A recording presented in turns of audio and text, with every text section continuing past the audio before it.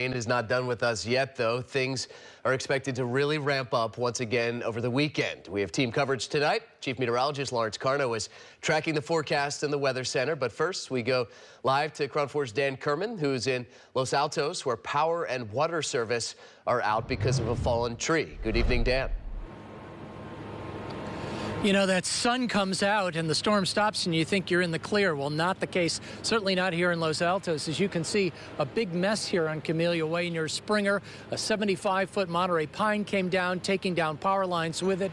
PG&E crews on the scene now trying to fix those power lines, to exchange those power poles, and get service back up to those who remain without power.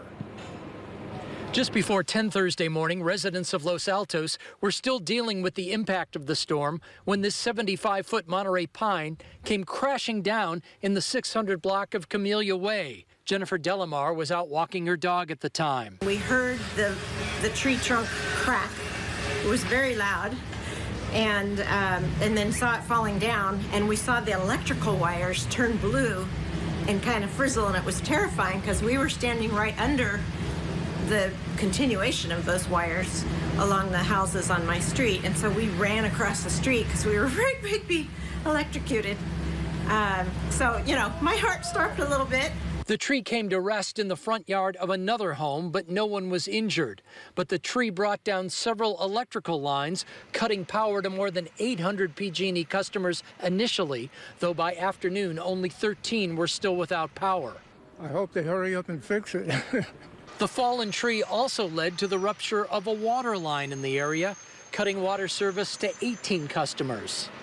It appears to be that the main was pulled up by the roots when the tree fell. So the tree would be grown over the top of the main and wrap around, and then when something like this happens and they fall, we get a breakage. By mid-afternoon, PG&E crews were high in the air, working to replace the damaged lines and poles.